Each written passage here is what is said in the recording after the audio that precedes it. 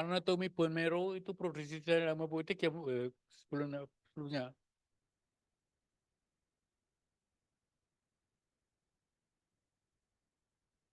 Produksi sel hematopoietik mengikuti susunan vaskuler ya. Nanti akan kita lihat gambarnya. Hematopoiesis di parenkim susum tulang. Sel meninggalkan parenkim dan memasuki sinusoid lewat proses fenestrasi endotel. Pelepasan sel dikendalikan oleh perubahan arus darah ke arah parenkim, volume parenkim, dan sinusoid, pengaruh sel-sel pada sinusoid. Makanya ini penting sekali ya. Kalau kita berbicara anatomi bone marrow ini, lokasi sangat menentukan sekali, berhasil tidaknya kita mengambil aspirasi tulang. Jadi jangan sampai kita blood tap, jadi banyak darah yang kita ambil, tapi tidak ada partikelnya. Seperti kemarin-kemarin kan seperti itu ya. Jadi pakai jarumnya pokoknya mengambil darah sebanyak-banyaknya, sehingga partikel yang kita ambil sedikit.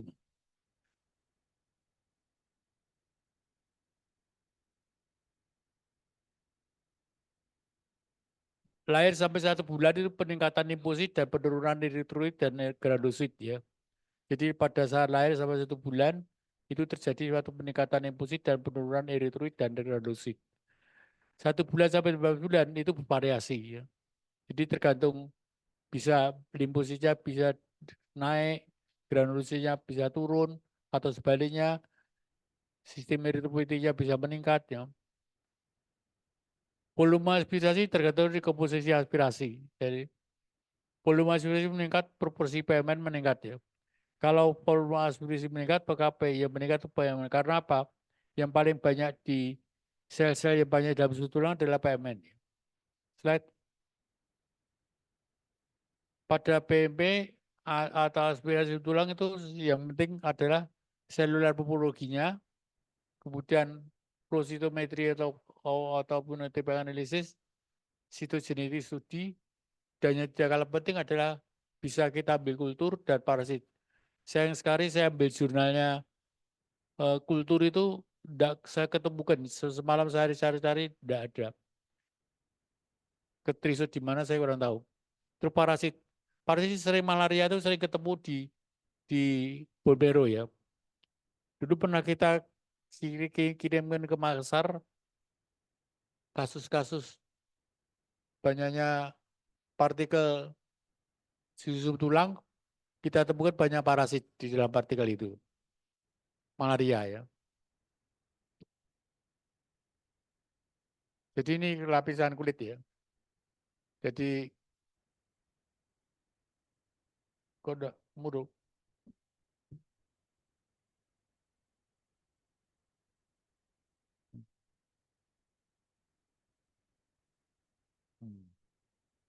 Ya ini udah nyala tuh Mbak.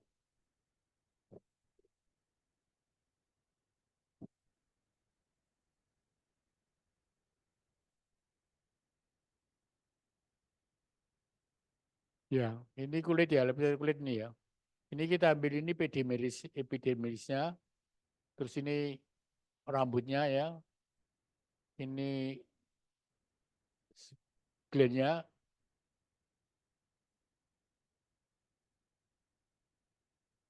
ini subcutaneous tissue. Jadi kalau BMP itu, kalau kita ngambilnya pas kena venanya, ya ini bisa kena sini, ya ini risikonya banyak darah yang akan keluar. Makanya lokasi itu penting sekali. Jangan sampai terlewatkan lokasi itu. Dulu waktu saya bimbing itu pertama kali saya bimbingnya itu lokasi yang penting. Kalau lokasi pas itu pasti berhasil. Dan tidak ngulang-ngulang hasilnya. Sehingga kalau tahu itu hipoplasi ya harus hipoplasi betul. Setelah itu blood tap ya blood tap betul. Slide. Kalau kita menemukan yang kuning itu fatty marrow ya.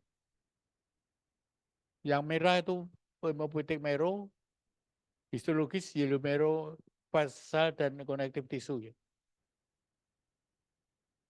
yellow marrow. Red marrow, hematopoietic cell, fat cell, dan connective tissue. Ini loh, retikulusi ini pernah kamu temukan dan gini.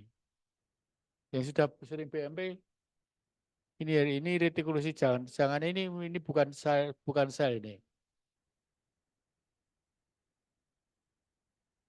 Terus lihat, nah ini kenapa ini penting ya? Jika kita bisa mengetahui pasien itu umur berapa, ya. Kalau dia umur ini ada sebelum lahir, ini setelah lahir ya. Ini sebelum lahir.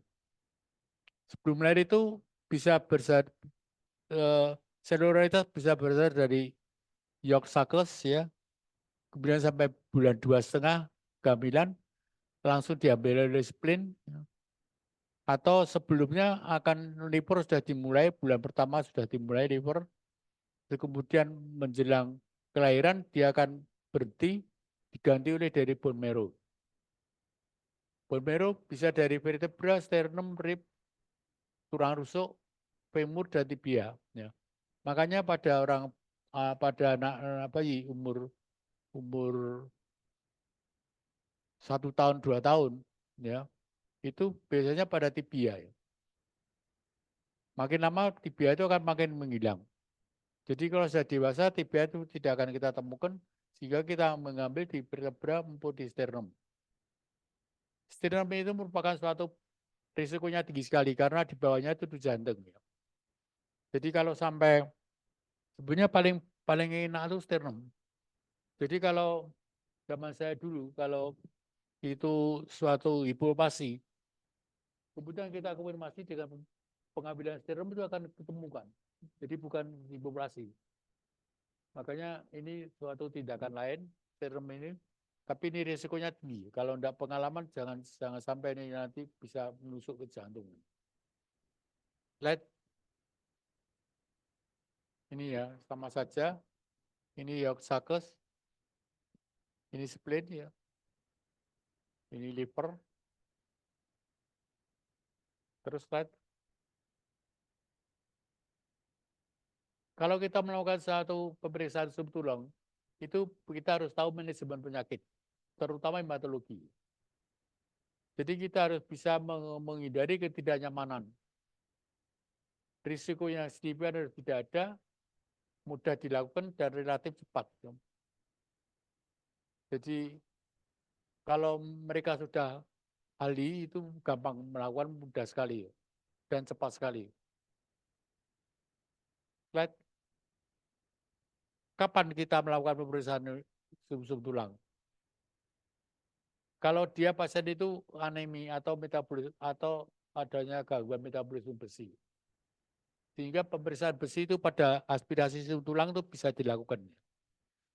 Kondisi trombositopeni, leukopeni atau leukosisis, palsitopeni, splenomegaly, wall up dari demam yang tidak diketahui, diagnosis dari leukemia dan lipoma, transplantasi sum tulang. Stadium kanker non-hematologi seperti neuroblastoma, pemantauan simoterapi, studi kromosum, wall up dari dysprotonemi, diagnosis infeksi oportunistik. Wah ini pada influenza tuh. Pakai masker dah tuh.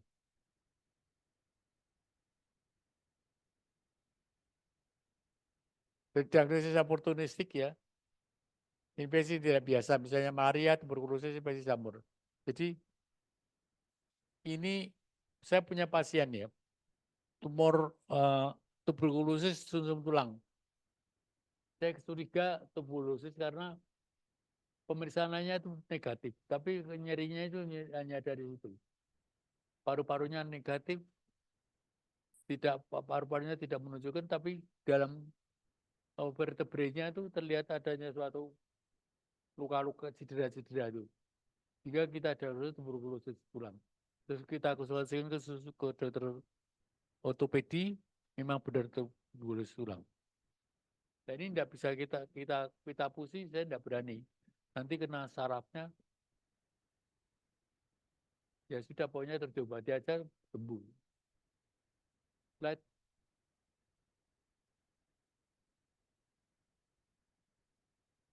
kita harus bisa mengkompromikan pasien.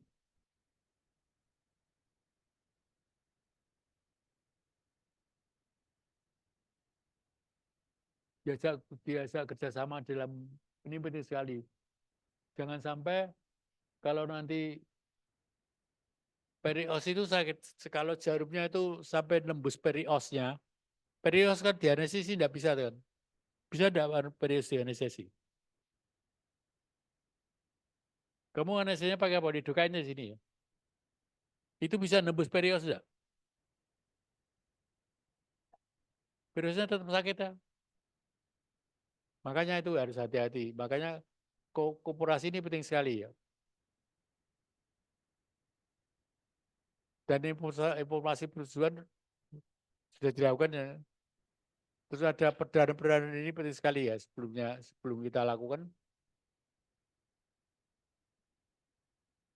Mati rasa kulit dan periosteum menembus kristaliaka dan aspirating sum tulang kadang-kadang tidak nyaman ya. Ini loh kadang-kadang tidak nyaman ini harus koperasi dulu ya. Mengosongkan kandung kemih sebelum prosedur ya. Jadi kita harus bisa memotivasi pasien bagaimana supaya supaya apa ya biasa kerjasama. Slide. Jadi persiapan pasien, persiapan pendukung, tentukan lokasi. Kemudian di lokasi itu mesti saya pantau. Karena ini merupakan suatu ujung tombak sebenarnya. Prosedur bedah minor, tutup bekas operasi, tanyakan keluhan pasien, tunggu sampai pasien tidak ada tanda-tanda kelainan. Jadi setelah kita ambil, kita harus mengevaluasi pasien, jangan langsung kita tinggal. Kita lihat apa dia masih ada keluhan-keluhan enggak. Ya. Jadi bedah ini sering dilakukan ya, sering keluar. Jadi setelah kita ambil, bedahnya tidak berhenti-berhenti. Saya pernah sampai pulang ke rumah, dipanggil pasiennya. Itu di rumah sakit swasta. Karena apa? Walaupun ini kebetulan apa anu ya. Jadi pasien itu hipertensi, pada saat itu hipertensinya tinggi. Bagi saya, asal itu saya monitor betul kada apa. Tapi setelah saya pulang ke rumah, ditelepon perdarahannya tidak berhenti-berhenti. Saya terpaksa kembali. Nah, tensinya saya suruh nurunkan dokternya. Tensinya sudah diturunkan, nanti akan berhenti. Kalau tidak diturunkan, tidak akan berhenti. Jadi kita harus hati-hati sekali pada pasien-pasien seperti ini. Kelihatan tidak ada perdarahan, tapi setelah nanti bisa terjadi suatu perdarahan. Slide. Materinya ini yang kita siapkan alat aja, ada jarum aspirat, siring, bilet kaca, kain kaca, anestesi, betadine, dan alkohol, plaster, tempat spesimen. Terus slide. Kapan kita tidak boleh melakukan suatu aspirasi tulang? Kalau ada riwayat hemofili diganggu ke perdarahan terkait. Jadi ini riwayat ini harus kita ketahui dulu. Ada tidak perdarahan yang bersifatnya. Terus pasien tidak kooperatif harus hati-hati kita investigasi atau stimulasi. Ini yang ini merupakan kontraindikasi ya, tidak boleh. Ya. Nanti menjadi sepsis atau menyebar. Kontraindikasi relatif nervositas yang signifikan, tipe osteoporosis, risiko operasi tulang dan cedera jaringan, terapi radiasi sebelumnya di lokasi biopsi, hipertensi ini. Ya. Ini saya kasih tandanya karena tidak ada jurnal yang menyatakan hipertensi itu kontraindikasi. Tapi saya pernah menjumpai riwayat perdarahan tidak ada, kasus-kasus perdarahan tidak ada, tapi setelah tensinya diturunkan ini perdarahannya berhenti. Dan trombositopenia itu bukan kontraindikasi ya. Misalnya dulu pernah seperti leukemia kan trombositnya turun ya. Itu dulu zaman sebelum saya pengalaman itu ya saya manut saja kalau trombositnya trombositnya ditunggu saja sampai tinggi sehingga baru diambil sum tulangnya. Nah, kalau leukemia kapan turunnya? Kenainya kapan? Sehingga waktu itu kalau tahu itu perdarahan bukan karena bukan trombositopenia. Terus kita lihat apakah dia punya APTT dan protomintamen. Apakah dia menggunakan obat-obat yang berhubungan dengan APTT dan protomintamen. Ini penting sekali supaya jangan sampai kita terjebak oleh perdarahan yang yang menyulitkan kita melakukan suatu manajemen berakhirnya. Slide. Komplikasi itu jarangnya 0,02%. Komplikasinya bisa jadi karena retroperitoneal perdarahan atau kerusakan usus dari perforasi tulang di Indiaka pada pasien osteoporosis, perdarahan di lokasi biopsi, infeksi pada lokasi biopsi, perforasi sternum bawah. Jadi kalau kita ngambil sternum, hati-hati jangan sampai tembus ke bawah ke jantung. Kerusakan jarum di susun tulang, penyisipan. Jadi ini jarumnya patah nih. Jadi kita harus hati-hati ya. Dulu pernah ada residen kita yang memetakan ini. Jadi dia belum saatnya masuk ke stase BMP, dia ke situ nekat. Dia minta seniornya untuk mengambil BMP. Akhirnya patah. Setelah itu ya kita skor, tapi kita berikan suatu tindakan yang menyulitkan dia. Unilateral kelemahan ekstremitas bawah atau mati rasa karena editasi refleks saraf lateral. Nyeri ya, emboli pulmonal. Emboli ini kan sering terjadi. Ya. Apapun susum tulang pada paha itu kan risiko emboli kan tinggi. Kecelakaan patah tulang itu, patah pada paha itu bisa risiko emboli. Makanya BMP kita juga harus hati-hati adanya emboli pulmonal. Jadi komplikasi harus kita perhatikan, makanya harus setelah selesai tindakan harus kita observasi pasiennya dari kasus-kasus seperti ini. Right?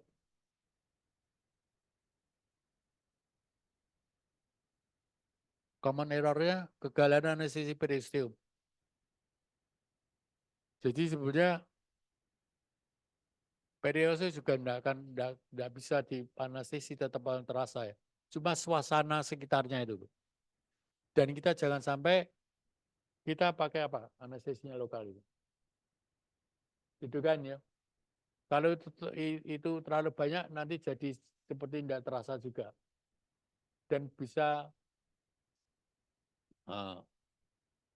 anestesinya bisa cairannya bisa kesedot ke jarum. Dan ini harus kita hindari juga. Jadi jangan terlalu banyak dan jangan terlalu sedikit. Waktu kita membuat hapusan itu panjangnya kira-kira ini ujung tulang. Kalau kita temukan kering, kita ambil tidak ada pejuang model posisi yang salah dari aspirasi jarum ke dalam tunggal susum. Dan ini harus kita ulang.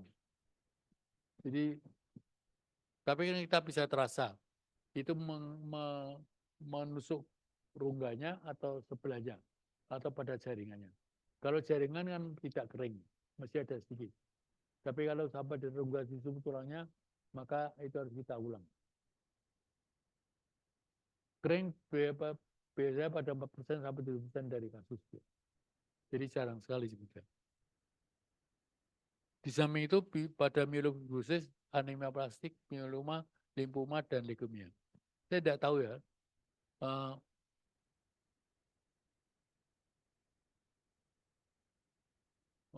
Biopsi susum tulang itu di sini berhasil tidak ya?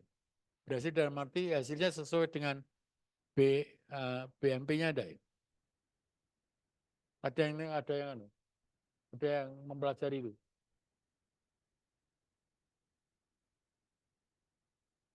Gimana? Silakan. Izin dokter, kan beberapa kali membantu karena Prof ada penelitian mengenai bone marrow biopsi, beberapa kali mengikuti hasil yang dikirimkan ke rumah sakit luar, dokter. Kadang ada yang sesuai, jadi memang kan memang mencarinya pasien yang hipoplasia, dokter, penelitiannya. Kadang memang sesuai hasil dari BMP-nya kita keluar hipoplasia, dan dari BMB-nya, biopsinya juga hipoplasia. Tapi kadang ada juga yang berbeda, dokter. Jadi di kita mungkin keluarnya hipoplasi, di sana keluarnya MDS di biopsinya. Tapi ada beberapa kondisi juga di mana dianggap hipoplasi sama kita karena mungkin sampelnya yang kurang adekuat, dokter, karena tidak ada partikelnya itu. Jadi dianggap hipoplasia. Kadang juga ada yang dari kita keluar MDS, tapi di sana keluarnya bukan MDS, begitu dokter. Jadi ada yang sesuai, ada juga yang berbeda. Sejauh ini yang saya perhatikan seperti itu, dokter.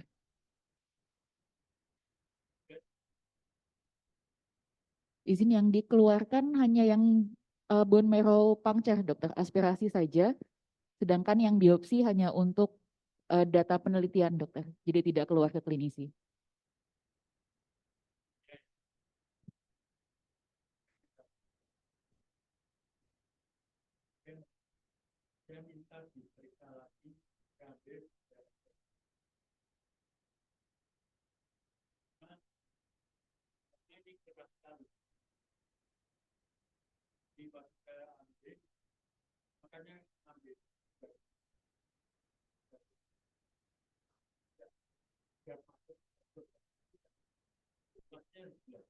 Kalau lokasinya sudah tepat, kita baru tapi kalau lokasinya nggak tepat, kita nggak kemana. Itu saya coba waktu itu di rumah sakit Pascal, saya itu kalau itu saya coba. Ini saya tidak menjamin kalau itu waktu. Tapi saya curiga dari penurunan beberapa bulan ya. Tapi tidak itu lagi. Kalau pasien itu saya bilang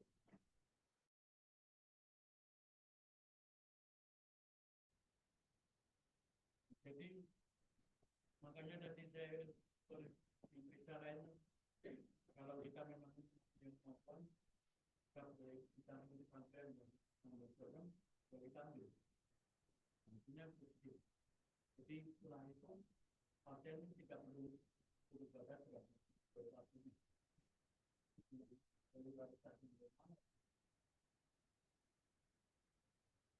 itu hubungan dari pemeriksaan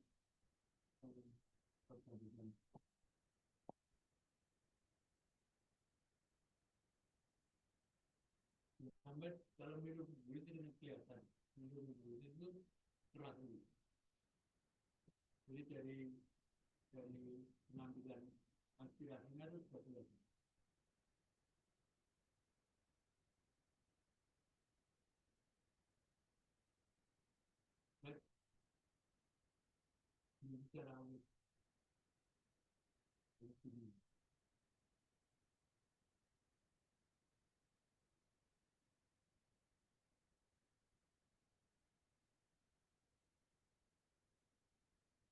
dan kalian yang bukan di BMP satu BMP kita membuat segini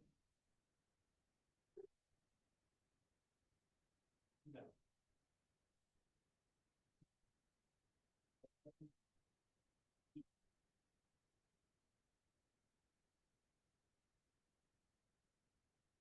ya gimana bisa ngerjakan seperti ini lah ya hasilnya lebih baik kan partikelnya akan ketemu ya terus slide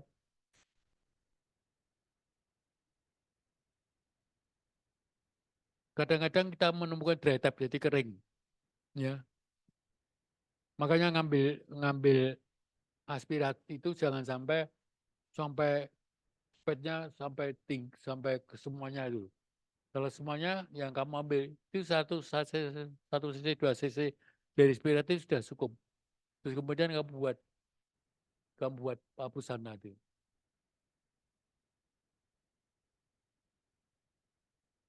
Aktivitas sum tulang rendah ya. Dry type itu bisa karena aktivitas sum tulang rendah, sum tulang penuh sel muda. Jadi kalau sel mudanya tinggi, leukemia seperti leukemia itu bisa terjadi dry type atau kondisi fibrosis padat dan pekat ya. Jadi kita sulit sekali ngambilnya itu. Jadi jadi kita harus kalau ada suatu hal yang mencurigakan yang sulit mengambilnya, apa eh, perlu tekanan ya, perlu ekstra ekstra kekuatan, makanya kita harus curiga ada sesuatu. Blood tap ini gampang gampang kalau ketemu tadi pas venanya atau arterinya makan blood tap ya. Nah kalau sudah begini sudah bisa tidak ada partikelnya ya. Slide.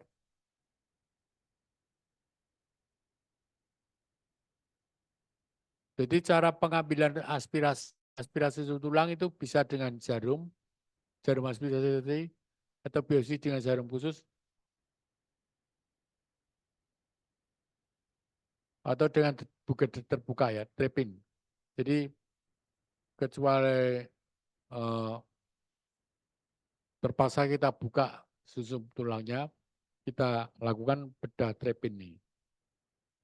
Terus slide.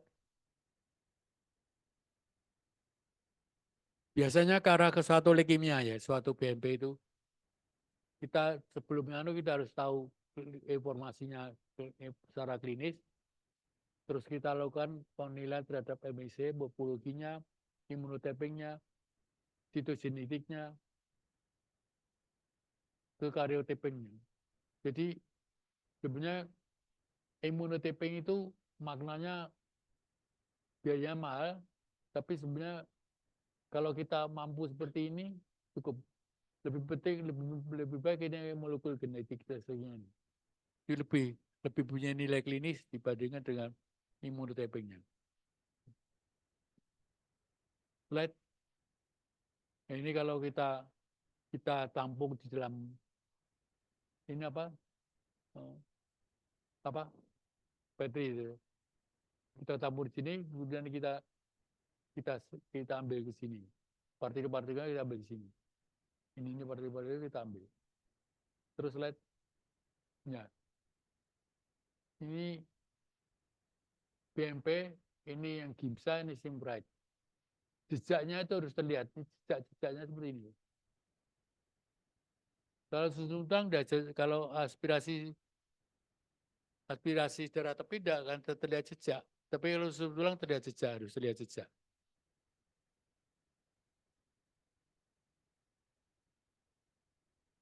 Jadi ini penting sekali jejak-jejak ini. Ini menunjukkan jejak dari partikel ya. Slide.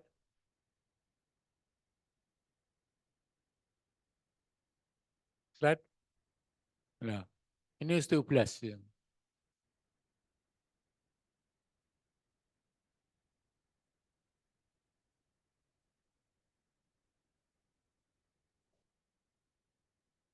Jadi sering kita temukan ya pada anak-anak. Anak-anak ini kan lebih banyak ya. Slide. Ini osteoklast. Kamu sering nemukan gini enggak? Hah? Sering ya? Yang anak kecil ini. Slide. Nah, ini kondisi neuroseluler. Kamu harus hafal ya. Ini neuroseluler atau bukan? Atau seperti hiperseluler ya. Tapi sebenarnya neuroseluler. Lihat, nah ini hiposeluler ya. Part-partnya kelihatan lemah-lemahnya. Lihat, ini hiperseluler.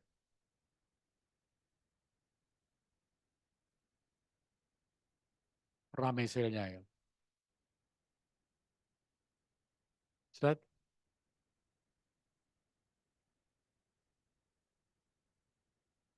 Ini normal seluler dan normal pad distribusi. Dan lama-lamanya tidak ada. Slide. Ini normal seluler dengan pembesaran 1000 kali. Slide.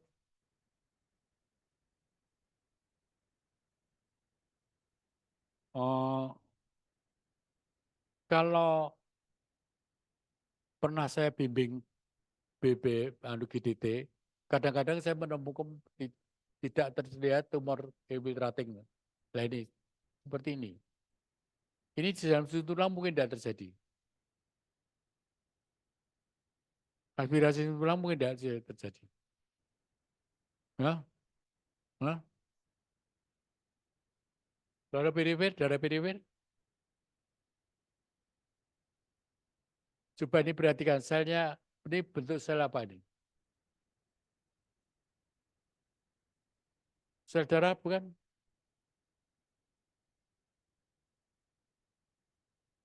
Jadi kita harus mengetahui identitas sel darah itu seperti apa.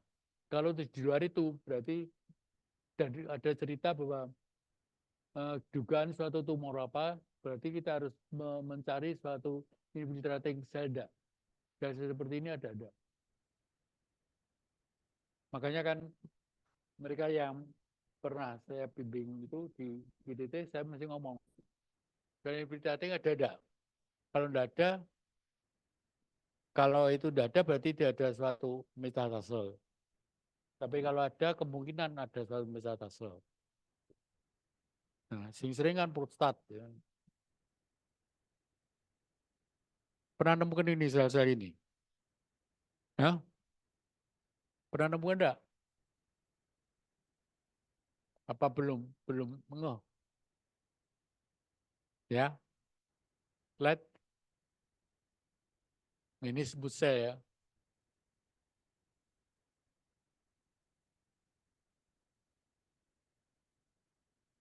Slide. Plasma sel ya. Ini kalau sendiri seperti ini. Kalau seperti gini, berarti kemungkinan dalam multiple myeloma. Slide.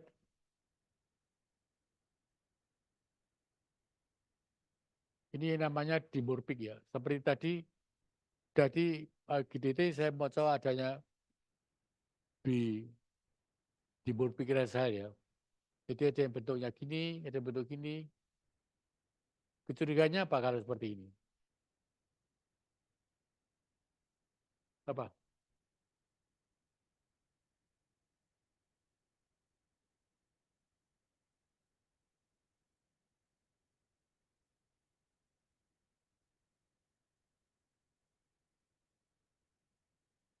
Transfusi, ya. Post transfusi bisa terlihat seperti ini. Makanya tadi saya ngomong baru tadi, kamu curiga di transfusi dari mana? Kalau saya tanya, transfusi ada enggak? Saya cari. Itu dari mana? Saya ngomong itu dari mana? Setelah ini adanya ini. Dimorfik sel ini.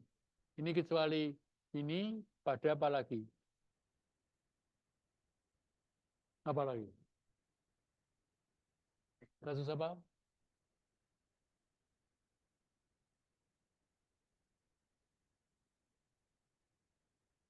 MDS.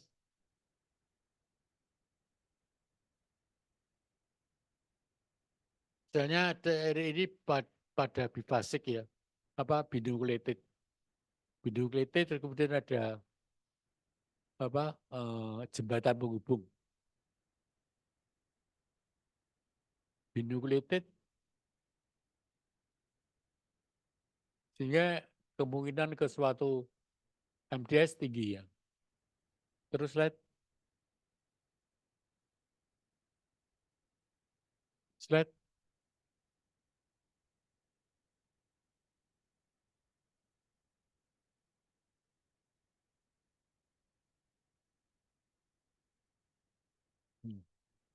Ini terus sebelumnya. Ini di gambaran nih di dengkolnya bone marrow ya. Terus lihat. Nah ini. Kalau tuh diseritrophosis itu seperti ini. Bone marrow-nya. Disgranulosis seperti ini. Megakaryosis seperti ini. Dan ini pelajari aja ini terlalu banyak ya. Terus lihat. Terus. Ya ini seperti tadi sudah. Lihat. Terus lihat. Kok double-double ya.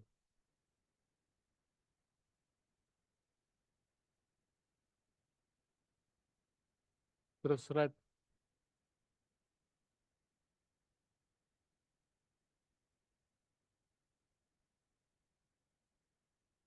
Ini suatu kasus leukemia. Terus lihat. Ya leukemia nanti provariat mau lihat aja ya. Jadi saya tidak akan menunjukkan preparat leukemia kecuali kan nanti preparatmu saya suruh bantu tidak apa-apa. Tapi yang penting pembagiannya saya hanya menyampaikan masalah BMP-nya. Aspirasi strukturalnya bukan leukemia. Ini Sézary syndrome nih.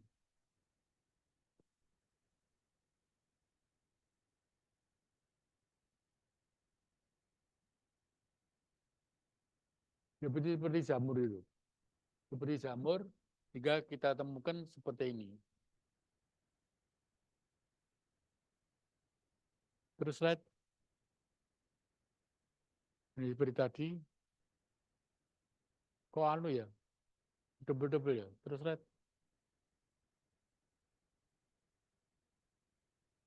kadang-kadang kita memberi suatu obat penenang supaya menghilangkan rasa sakit atau gelisah ya. Kita memberikan obat seperti ini.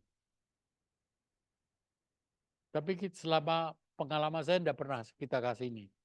Kita memotivasi saja supaya dia bisa tenang, bisa diajak kerjasama. Kita perlu ada obat-obat ini. Kalau di Undip itu pakai ini, Karyadi, yang Demirol ini. Kalau saya tidak perlu ngapa, nanti malah kebacut tidur, malah kita kasus membangunkan orang itu lebih sulit ya. Slide. Nah ini bentuk jarumnya ya. Zaman dulu kita pakai ini ya. Pakai guard ini sekarang mungkin masih ada ya. Sehingga ini mengimbat sekali ini bisa kita cuci, bisa kita pakai lagi. Slide. Jadi ada betul ini kelima yang kita pakai kelima ini. Ini salah ini jarang ditemukan. Slide. Nah ini. Slide. Nah ini lokasinya ya. Lokasi itu sangat penting sekali. Lebih-lebih pada anak kecil ya. Anak kecil harus ditiba di sini. Jadi ini kan antara berapa senti ini kira-kira 2 jari ya. 2-3 jari ini.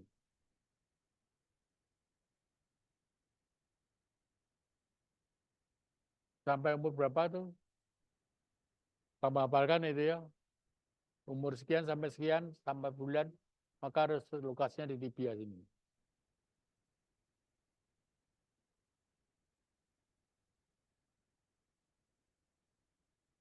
Ini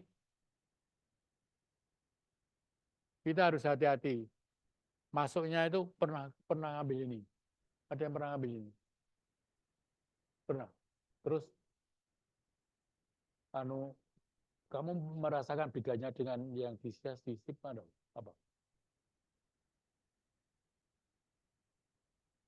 Berarti bisa tembus risikonya. Nah ya, makanya harus hati-hati ini. Dan ini bisa meleset kanan kiri. Ini kan linsip sekali ya. kristal, anterior kristal ya. This slide. Nah, kadang-kadang kita suruh kita miring. Ini sebabnya miring, sebabnya apa? Saya pernah bertanya pada resisten, 2 kali itu jawabannya semuanya sama. Kenapa ini kita suruh miring? Dan itu sangat keliru sekali alas jawabannya.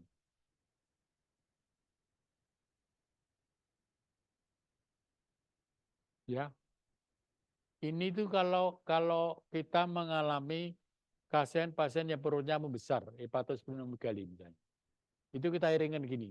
Jadi tidak ada hubungannya dengan gravitasi. Ya. Jadi biasa saja ini karena hepatosplenomegaly sehingga posisi miring. Normalnya itu kita sering gini di luar negeri sering gini.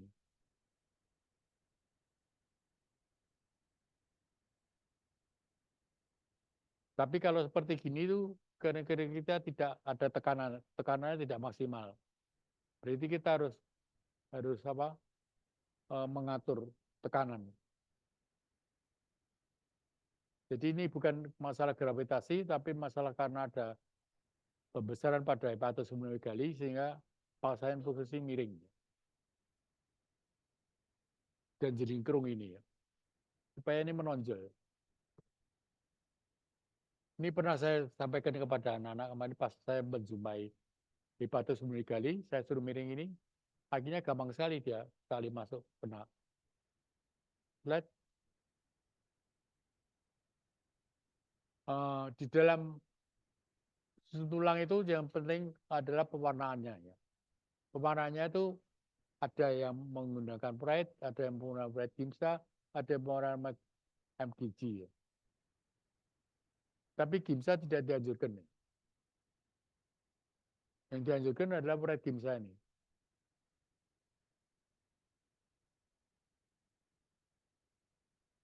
WHO ya. Lihat, untuk sitomorfologi susun tulang 3 ml ya, betul-betul kan sampel 3 ml, antikoagulannya ditahan 1 sampai 1,5 miligram, stabilitas kurang dari 4 jam, Diaduda dibuat selai 10 buah, ditolak terdapat kebekuan. Jadi kalau ada bekuan harus kita tolak. Karena apa? Sel-sel sudah menggerumbal-gerumbal. Menggerumbal-gerumbal. Terus selain ini imunotaping ya, saya kira sudah familiar kalian mengambil sampel imunotaping. Slide. Pelaporannya bisa seperti ini. Semua center rumah sakit beda-beda ya laporannya.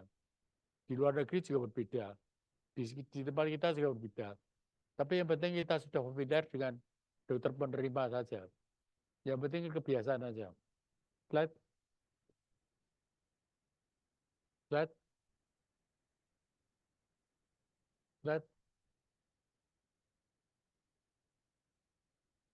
Lokasi pengambilan tergantung usia pasien dan operator. Pada anak dan dewasa pada SIPS ya. Dewasa sternum, sia, SIP, processus pilosus, vertebra, dan ribs.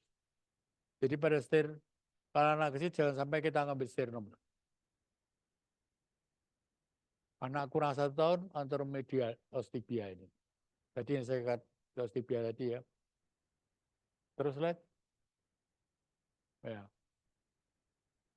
Ini sternum di sini. 1, 2 ya. Atau di sini. Biasanya di sini saya.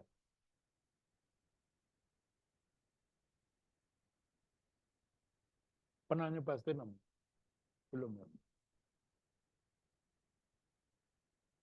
Terus lihat.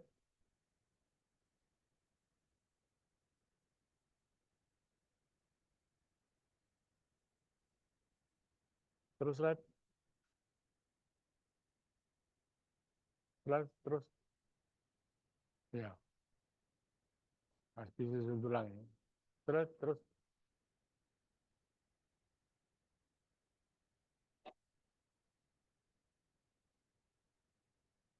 Ini PBS, peripheral blood smear. Ada pertanyaan?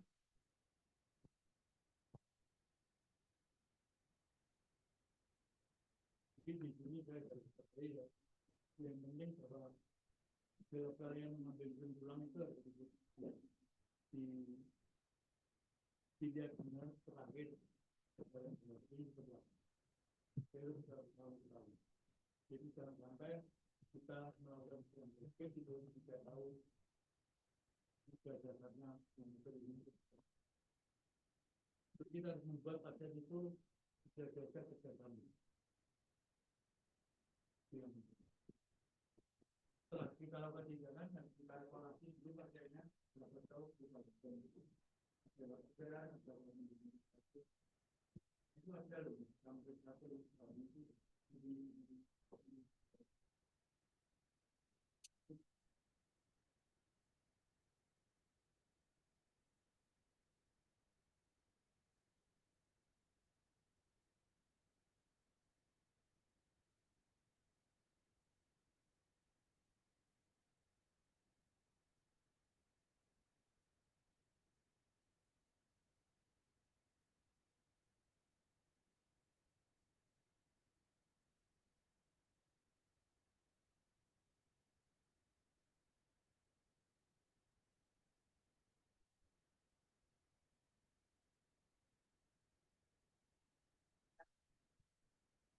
Izin dokter, izin bertanya. Terima kasih kepada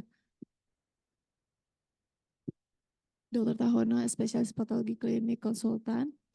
Izin bertanya dok, sebenarnya apakah boleh dok, misalkan saat pengambilan titik BMP, kita sudah merasa sudah di titik yang tepat, namun pada saat aspirasi, darah sumsum tulangnya tidak keluar sehingga kita mengubah lokasi dan posisi dok.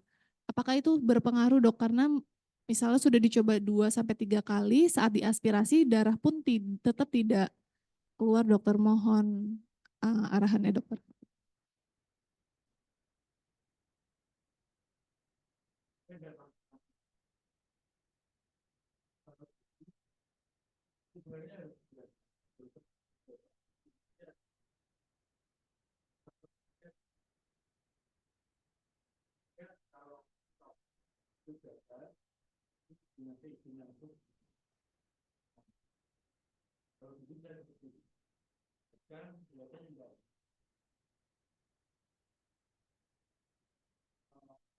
sebenarnya tidak masalah, tidak masalah karena pengetahuan pasiennya kita motivasi juga ini ngomong alasan yang baru mengajar kita bisa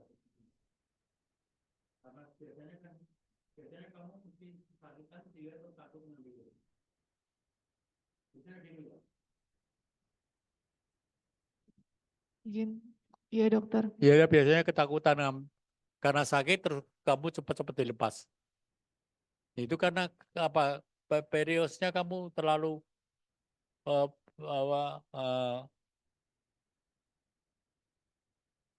pada saat memasukkan spetnya itu jarumnya itu menyentuh perios itu seperti digosok-gosok itu.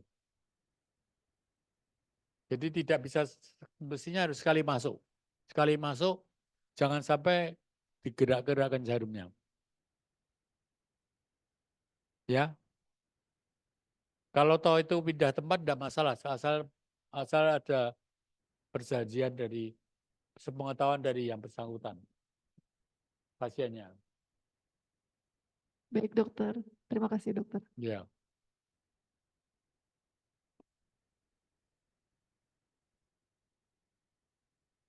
Izin bertanya dokter.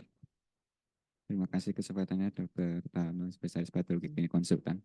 Izin bertanya dokter, kan kadang ketika kita melakukan BMP itu ada pasien yang kadang kayak anemia plastik itu kadang kita melakukan aspirasi kadang keluarnya sedikit dokter gitu. Terus idealnya itu sebenarnya berapa jumlah slide preparat yang harus kita buat gitu dokter ketika kita melakukan BMP dokter. Terima kasih dokter. Preparat slide-nya itu idealnya berapa banyak dokter?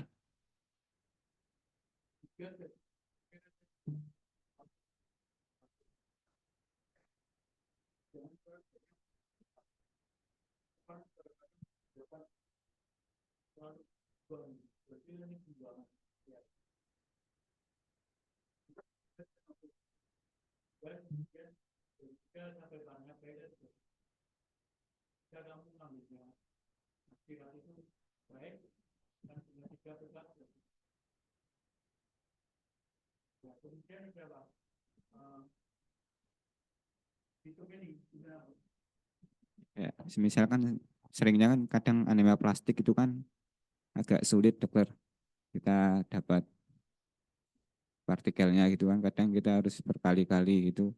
Ya, kita kan biasanya cuman dapat sedikit gitu slide-nya dokter. Enggak. Eh, sebetulnya plastik itu karena apa? Karena gambaran darah tepi kita atau preparatnya yang jelek.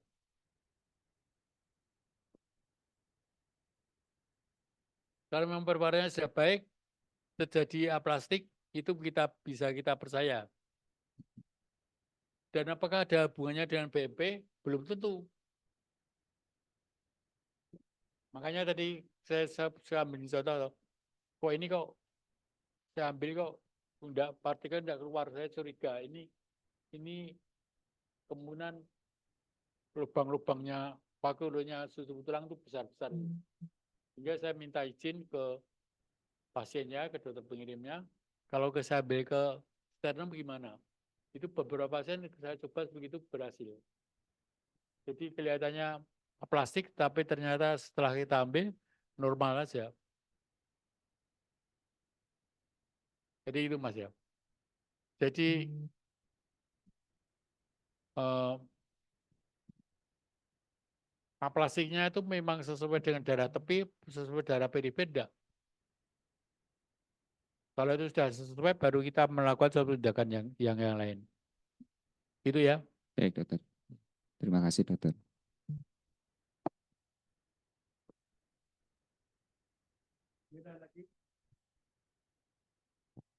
Yang lagi?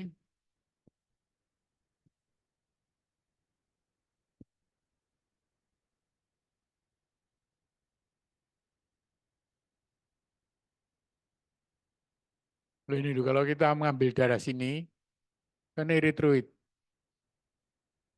Partikel tidak akan ketemu kita.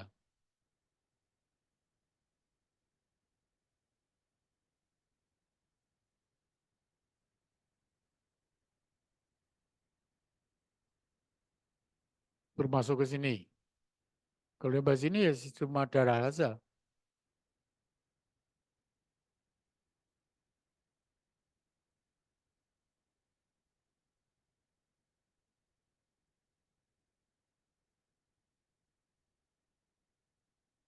Ada yang lain?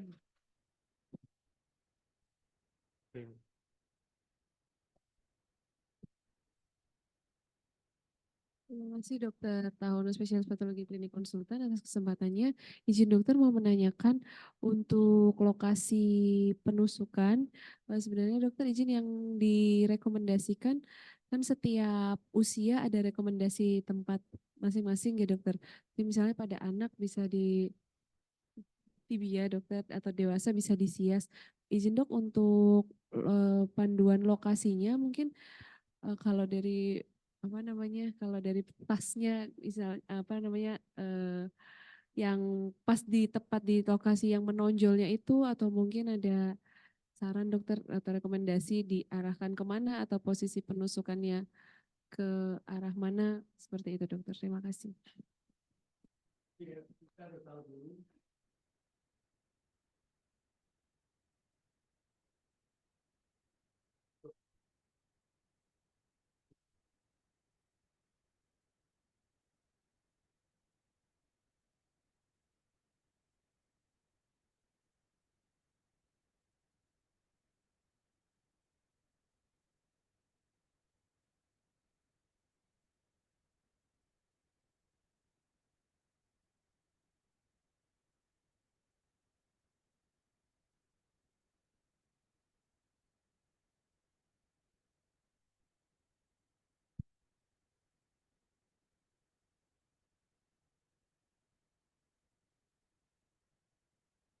kita umurnya berapa dulu?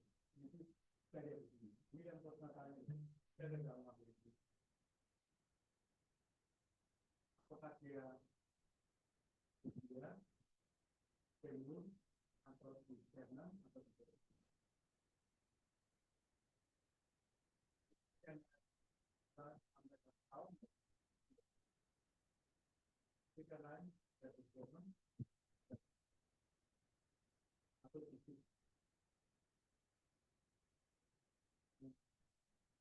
Ya, seperti itu pas mana?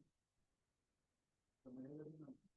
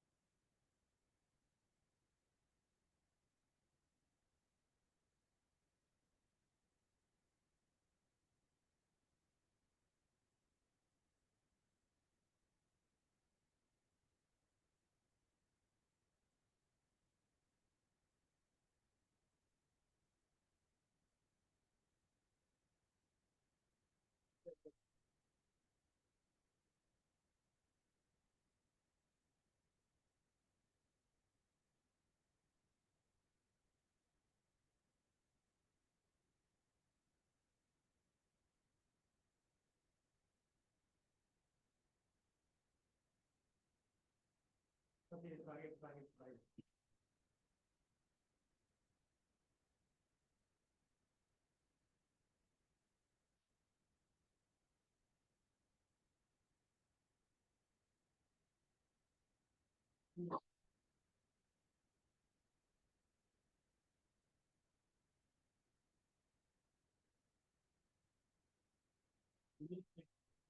Ini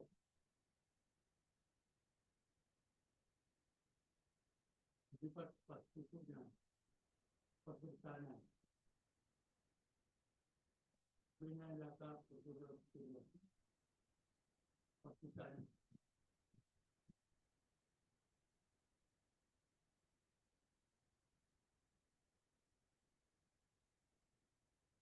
Itu ya.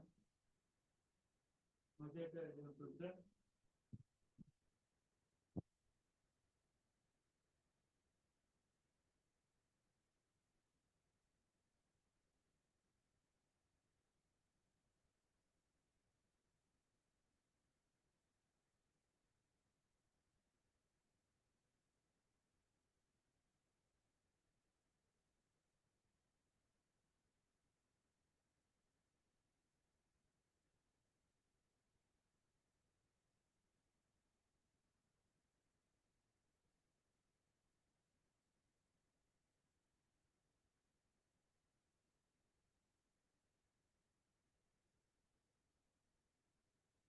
Ada lagi.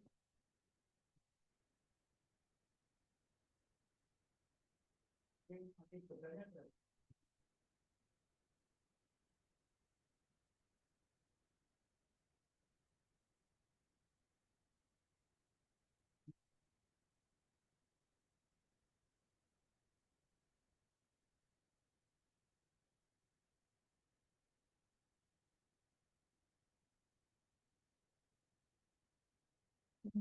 Mohon izin bagi Bapak Ibu dokter yang mengikuti kuliah pakar via Zoom, jika ada yang ditanyakan boleh langsung di-unmute atau langsung dilempar ke chat Zoom. Terima kasih.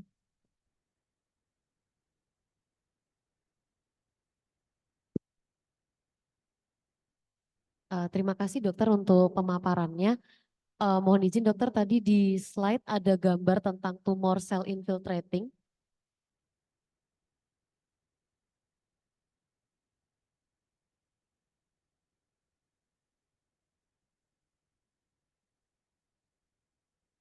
Ah, mohon izin dokter, saya mohon arahan untuk membedakan tumor cell infiltrating ini dengan sel mieloid imatur tuh bagaimana ya dok? Soalnya seperti tampaknya mirip dokter. I- Menurut mata saya mirip dokter. Izin arahan dokter.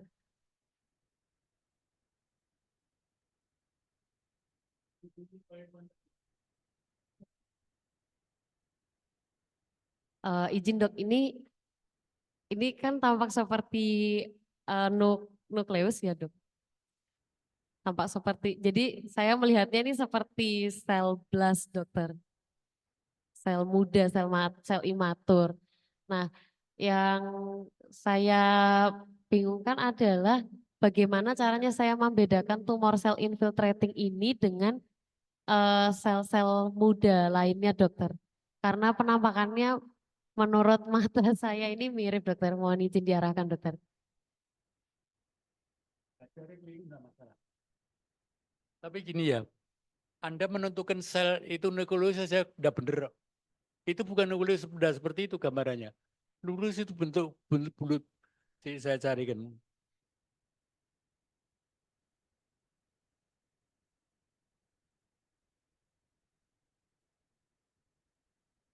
Bisa enggak ya? Oh, enggak bisa ya, enggak bisa ke situ ya. Izin biar dibantu dokter.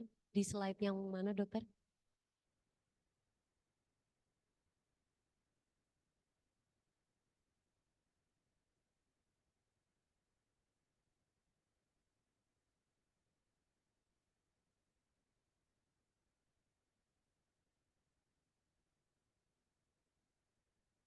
Jadi ini loh, memang memang kesulitannya ini loh. Apakah itu nukleus itu bukan ya? Ya dokter. Kalau kamu bisa bedakan nukleus itu bukan, ya sulit menilai yang lainnya. Sebenarnya gambar nukleus itu tidak terlihat seperti lubang bunder itu. Jadi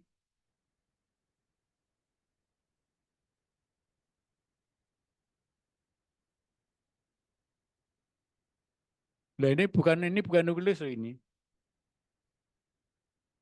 Nah ini bukan nukleus loh ini.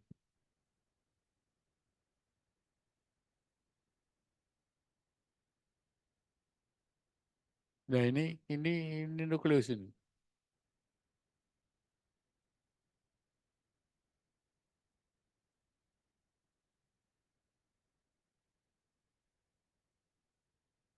Ini bukan nukleus loh ini.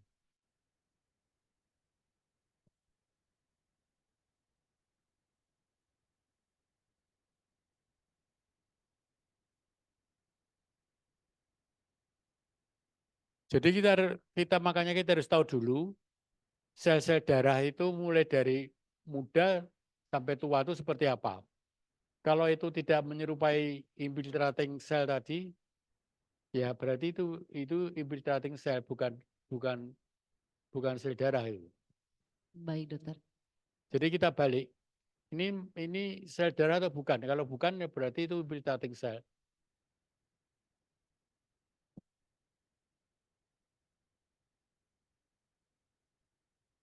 Berarti kita harus mengidentifikasi terlebih dahulu apakah sel yang kita lihat itu adalah sel darah ya dok. Iya. Baru apabila itu tidak termasuk kriteria dari sel darah, baru kita mencurigai bahwa itu adalah Iya. tumor infiltrating Betul, cell. lah ya itu. Kamu harus tahu dulu itu sel darah bukan. Baik dokter.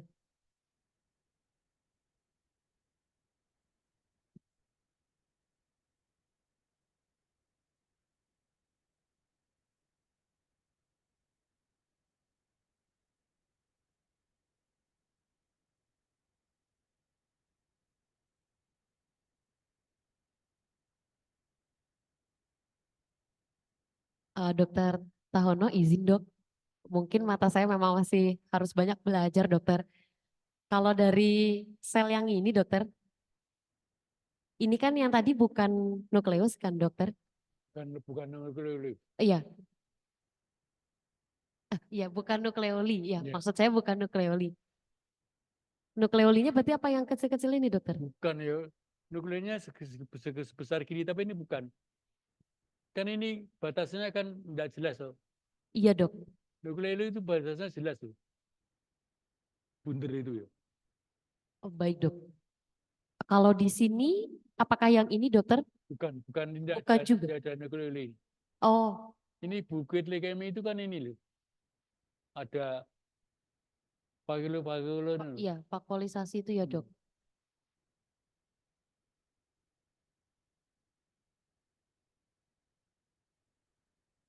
Baik, dokter. Terima kasih, dokter, untuk arahannya.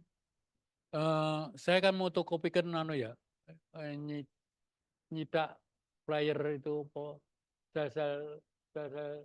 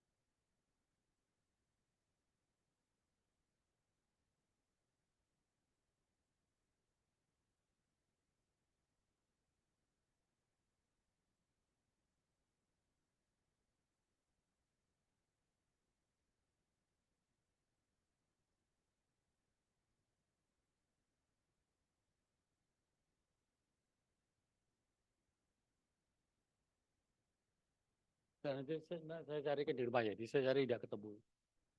Nanti kamu file kamu dulu pernah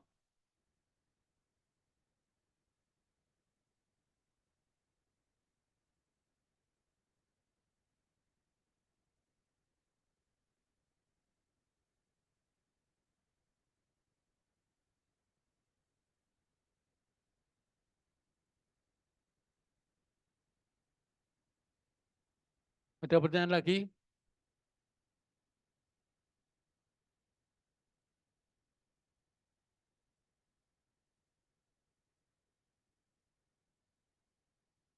Silakan.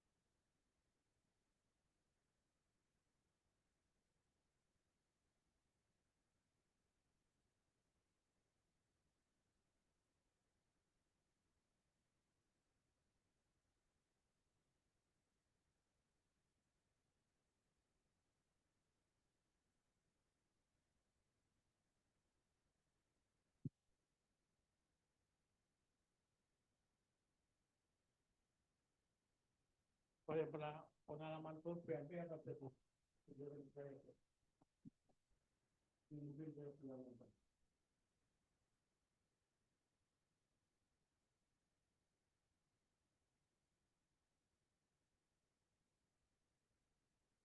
Mohon izin Dokter Tahono. Terima kasih atas kesempatannya dokter, terima kasih atas presentasinya. Izin kalau berdasarkan dari pengalaman BMP yang beberapa sudah saya lihat dokter, ada beberapa kasus memang itu sangat sulit diambil untuk kasus-kasus yang hipoplasia sumsum tulang dokter. Itu sangat, kalau kami mengartikannya seperti kering gitu dok, jadi seperti ketika disedot itu tidak ada darahnya. Kemudian beberapa kasus juga pernah, walaupun memang tidak sering ya dokter, sempat ada yang blood tap juga dokter. Seperti itu sehingga harus dilakukan BMP ulang.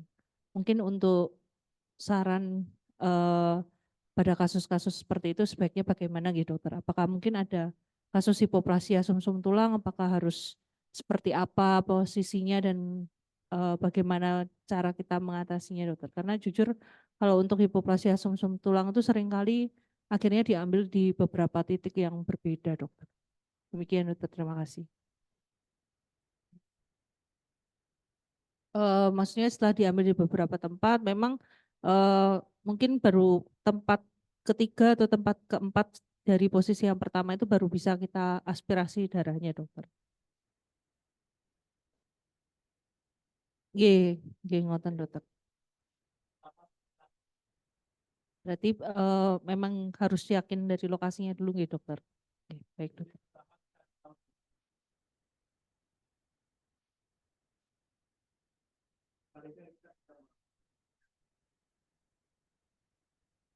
Baik dokter, terima kasih dokter.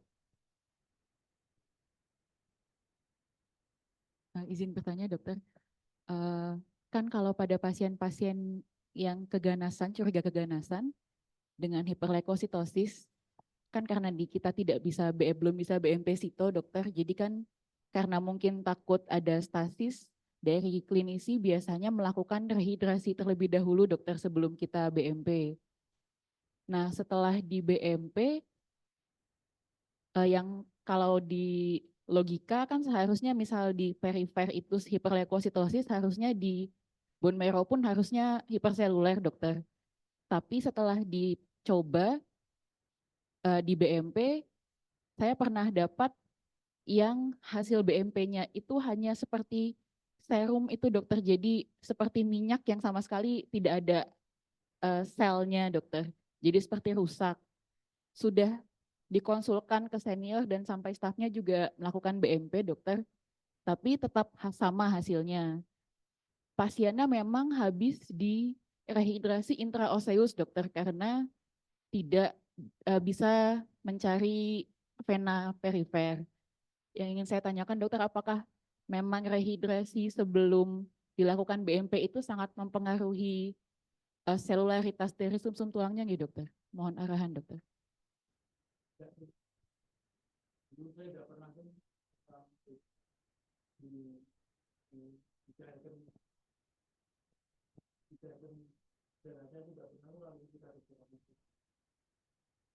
Kalau kita takut, makanya dari tepinya seperti apa? Akurasinya dari tepinya seperti apa? Itu penting sekali dalam mendukung tindakan kita BMP. Kalau akurasinya dari tepinya tidak kuat, gimana kita bisa mendapatkan dari BMP yang baik? Izin dokter, jadi pada pasien ini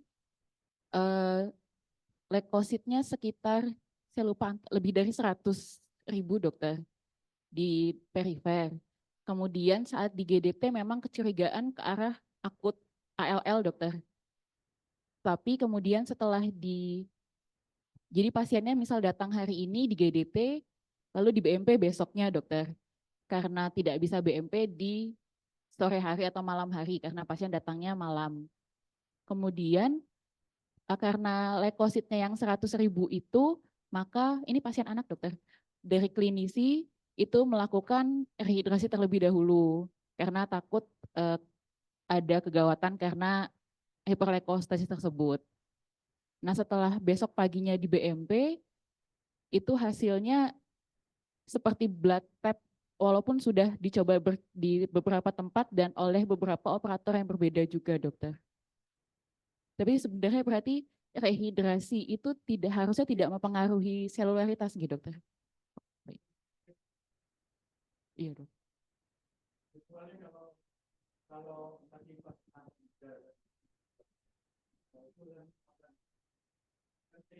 karena kesimpulan itu sudah tidak kita ngambil darah itu kesimpulan itu bukan berarti kita bisa sedikit tidak pilih kenal.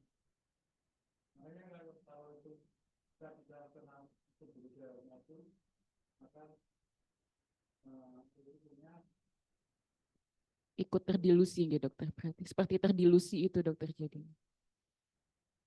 Baik, terima kasih, dokter.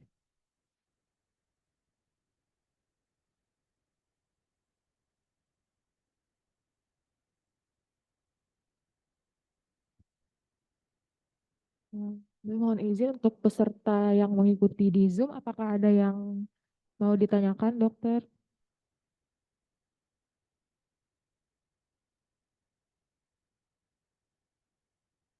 Ya, baik, sepertinya di Zoom tidak ada pertanyaan dari yang ikut di ruang diskusi. Apakah ada pertanyaan lagi? Izin dokter, apakah ada yang mau ditambahkan lagi, dokter? Nah, ya baik, terima kasih.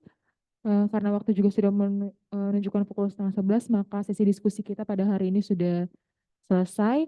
Mohon izin untuk yang mengikuti via Zoom boleh on di on cam kameranya karena kita akan mengambil foto.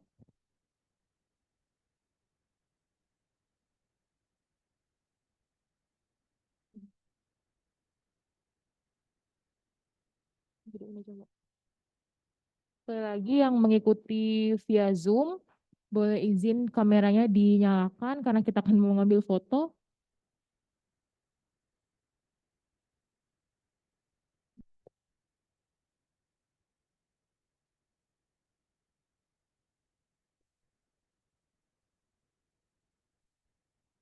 Ambil aja ya, Mbak. Nah, izin saya ambil fotonya. 1, 2, 3.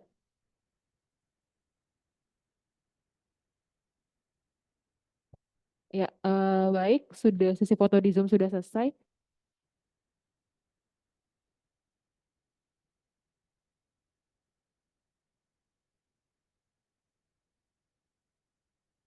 Ya baik, sekali lagi terima kasih kepada Dokter Tahono, spesialis patologi klinik subspesialis konsultan untuk pemaparan materinya dan sesi diskusinya pada pagi hari ini yang sangat membantu kami untuk mengupdate kembali ilmu dan merefresh ilmu tentang tindakan BMP. Izin dokter sebelum mengakhiri kuliah pakar hari ini, izin untuk mengambil foto bersama, Nggih, dokter.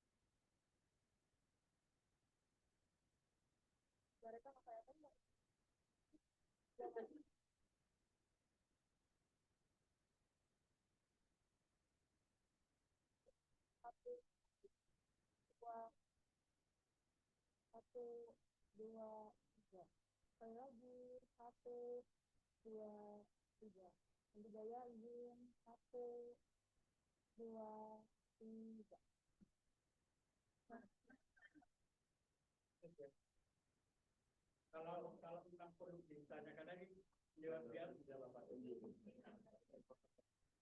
Kalau saya ini